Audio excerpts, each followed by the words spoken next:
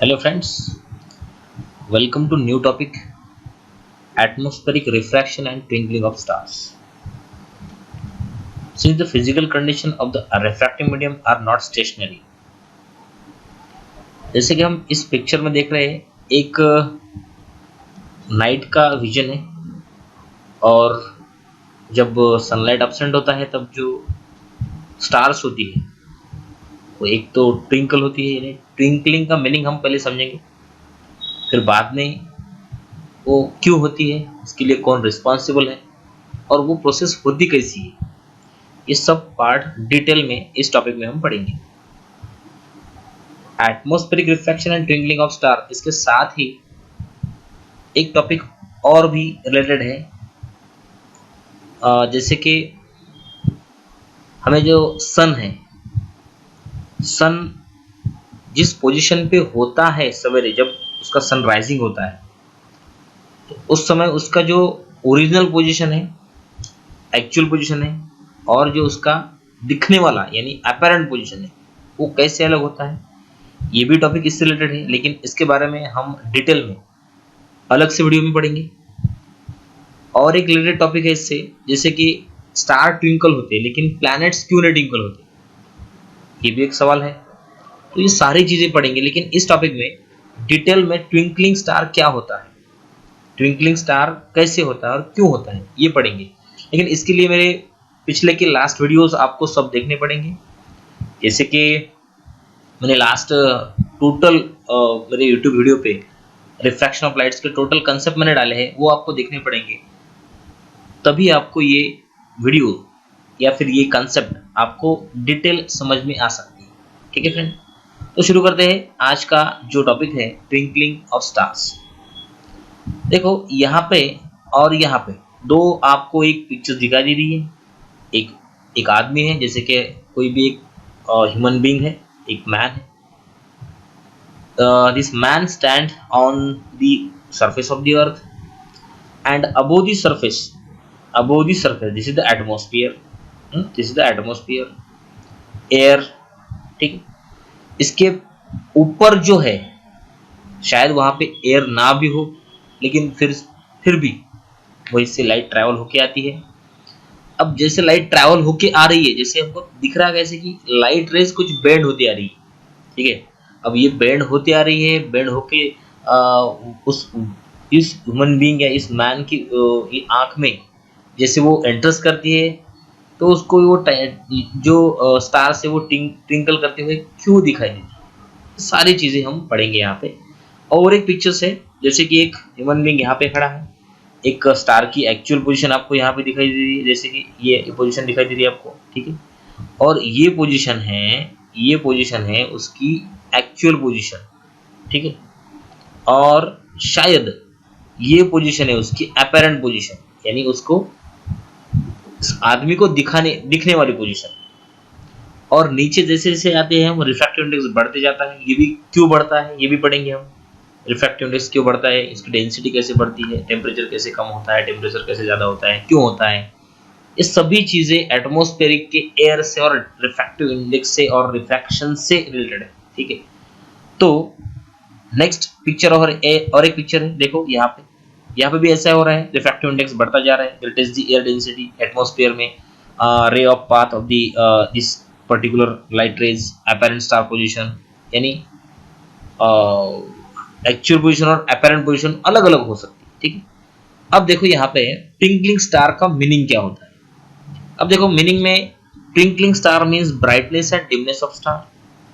ये बात कैसे, लाइट का ट्विंकलिंग स्टार मीन्स स्टार का एक तो ब्राइट होना, ज्यादा उसका जो उजाला है वो ज्यादा होना या फिर उजाला कम होना।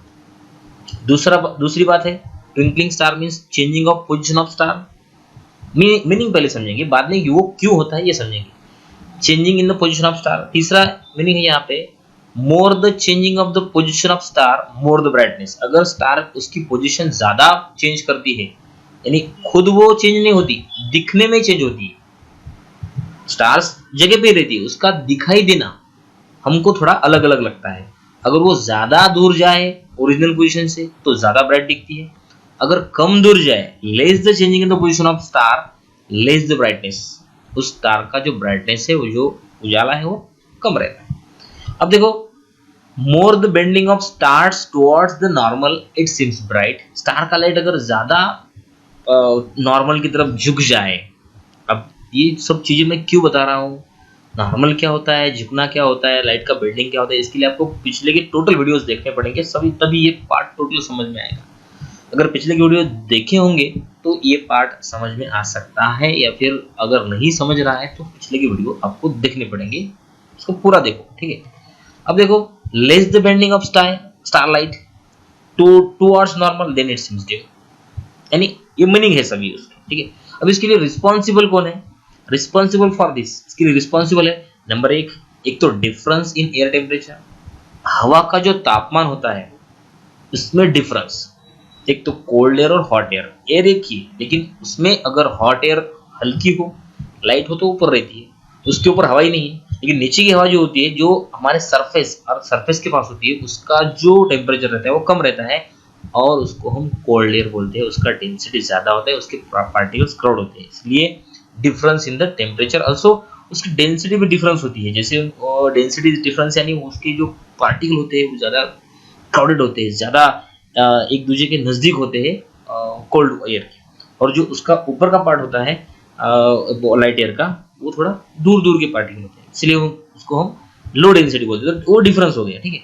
अब देखो, commonly called as this atmospheric refraction, ये जो टोटल इफेक्ट है उसको कॉमनली क्या बोलेंगे हम, एटमॉस्फेरिक रिफ्रैक्शन बोलेंगे, that is the changing in refractive index of air and this changes is continuous, this changes is not steady, ये कंटिन्यूअस रहता है, टेम्परेचर कब ज्यादा होता है, कभी कम होता है, कभी ज्यादा डिफरेंस ज्यादा रहता है, कभी कम डिफरेंस रहता है, कभी डेंसिटी में कम डिफरेंस रहता है, कभी ज्यादा रहता है, उसका टोटल रीजन है ट्विंकलिंग ऑफ स्टार।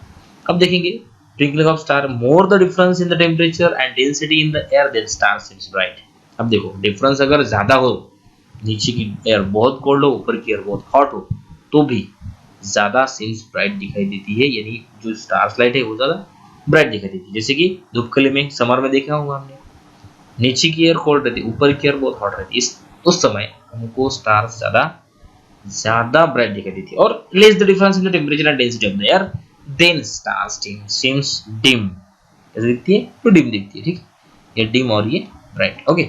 अब देखो, ट्विंकलिंग ऑफ स्टार्स, यानी इसका जो हमसे हमारे टॉपिक से रिलेटेड या फिर चैप्टर से रिलेटेड कौन सा टॉपिक दिया है हमने, इसने कहा कि कैन यू टेल, आप क्या बता सकते हैं क्या, have you seen A mirage which is an illusion of appearance of water on the hot road or in a desert। इसके बारे में मैंने पहले वीडियो में बताया था कि क्या आपने ऐसा जादू देखा है, क्या ऐसा इल्यूजन देखा है, ऐसा भ्रम देखा है कि आपको रोड पर पानी जैसे कुछ फ्लो होता हुआ दिखाई देता हो, तो शायद ही किसी ने देखा होगा, आप एस कह सकते या फिर लो कह सकते, ठीक है। Have you seen that object beyond and above a holy fire appears be shaking to be shaking? Why does this happen? आपने कभी होली के पीछे के जो ऑब्जेक्ट्स हैं, जो ह्यूमन बीइंग या फिर अदर कुछ ऑब्जेक्ट्स होंगे, तो वो शेकिंग यानी वो थोड़े हिलते डुलते दिखाई देंगे आपको, तो ऐसा क्यों होता है? तो इसके लिए रीजन है हमारा लोकल एटमॉस्फेरिक कंडीशन, यानी लोकल एटमॉस्फेरिक कंडीशन में जैसे हम होली के ऊपर का जो एयर होता है गर्म होता है, और रोड के ऊपर का एयर भी गर्म होता है, उससे ऊपर थोड़ा सा ठंडा होता है, और उससे ऊपर जाए तो और गर्म होता है, यानी वो हल्का होता है इसलिए। लेकिन रोड के नजदीक और होली के नजदीक क्यों ऐसा होता है? रोड के नजदीक और होली के नजदीक वो दोनों गर्म होने की वजह से होता है, इसको बोलते हैं हम लोकल एटमॉस्फेरिक कंडीशन। लेकिन उसी एरिया में जहाँ पे रोड है, जहाँ पे होली है, वहां पे। So in both the above examples, the air near the hot road and the desert surface near the holy flame is hot. इस कैसी है? ये hot है, ठीक है। अब and hence rarer than the air above it. उसके above की air से वो rarer है, यानी वो hot है इसलिए वो rarer है। उसकी पार्टिकल है वो crowded नहीं है, density कम है। The refractive index air keeps increasing as we go increasing heights. Refractive index वहाँ का चेंज होता जाएगा, इंक्रीज होता जाएगा, जैसे जैसे हम अबव जाएंगे, हाइट पे जाएंगे, लेकिन उसी जगह जहाँ पे हम होली और रोड की बात कर रहे हैं। In this first case first case में the direction of the light rays coming from a distance keeps changing according to the laws of refraction. यानी लाइट रेज अगर कोई किसी रेयर में डेंसर से रेयर में एंटर्स करते हैं तो अवे फ्रॉम द नॉर्मल जाते हैं, अवे फ्रॉम द नॉर्मल जाते हैं, ठीक है। अब देखो इसी को हम मिराज बोलते हैं। और कैसा होता है मिराज, देखो ये देखिए यहाँ पे एक पिक्चर्स आपको दिखाई दे रही है कि दूर से कोई एक रोड पे पानी जैसा फ्लोट हो रहा दिखाई दे रहा है आपको, ठीक है। इसके बारे में डिटेल में हम किसी और वीडियो में देखेंगे, लेकिन इस वीडियो में हम ट्विंकलिंग क्या होता है एग्जैक्ट, ठीक है, ये मिरेज कैसे होता है, यानी ये जो